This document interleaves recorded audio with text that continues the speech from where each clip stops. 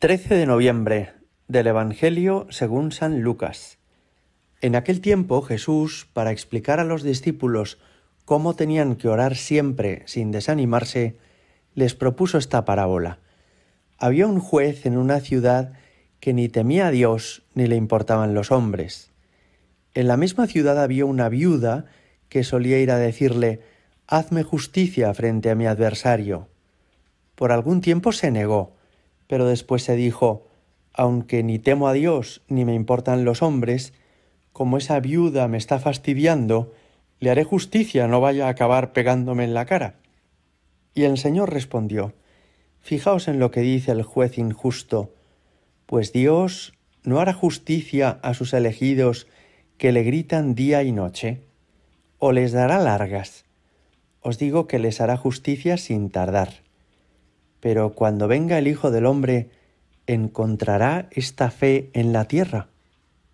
Palabra del Señor.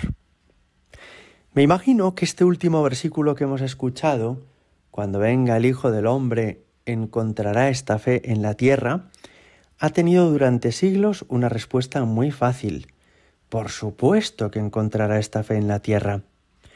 Pienso, por ejemplo, en cómo los cristianos en el siglo II veían que en las últimas décadas había habido muchísimos bautizos y muchos más cristianos que en la época de sus abuelos. Y lo mismo pudo ocurrir a los cristianos en el siglo XVI, que veían cómo el Evangelio llegaba al nuevo continente americano y también a las colonias portuguesas en Asia, que generación tras generación el número de los creyentes aumentaba sin cesar.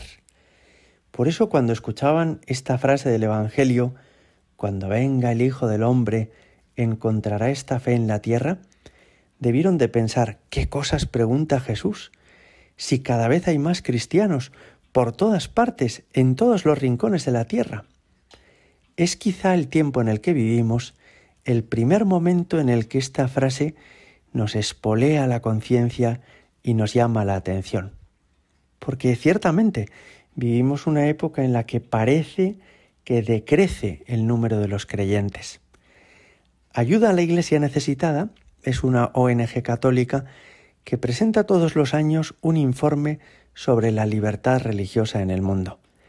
Y en el de este año, 2021, ha puesto de manifiesto estos datos.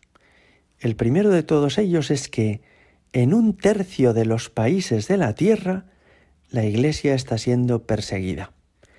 A veces con una persecución cruenta y otras veces con una discriminación social. Pero en todo caso, en 1/3 de los países del mundo es difícil, cuesta arriba, ser cristiano. Un segundo dato es que en ese tercio de los países del mundo viven 2/3 de la población mundial. Es decir, que 2 de cada 3 personas del mundo viven en países donde ser católico es muy complicado, porque puede ocasionar problemas para encontrar trabajo, o para ser reconocido y aceptado en la sociedad, o simplemente para mantener la vida, como sucede en Corea del Norte, en China o en Pakistán. Esto quiere decir que hoy en día hay más cristianos perseguidos que en la época de los emperadores romanos Nerón y Domiciano. Que hoy en día hay más mártires que los que ha habido en todos los siglos anteriores. Me pareció a este respecto impresionante aquello que dijo el Papa San Juan Pablo II. Ha habido más mártires, más muertos por su fe en Jesucristo en el siglo XX que en todos los siglos anteriores. De modo que hoy ser católico es más difícil, y quizá esto explica que en algunos lugares decrezca el número de los creyentes. Pero también decrece en otros países, como los países europeos, donde hay libertad y tolerancia religiosa. Y esto también debe hacernos pensar. Hay regiones en España, pienso en Castilla y León, por ejemplo, donde la sucesión apostólica está en peligro. Es decir, donde en la actualidad hay un obispo y hay sacerdotes que atienden cada vez más parroquias, más pueblos, pero no está claro que vaya a seguir habiendo sacerdotes dentro de 20, 30 o 40 años.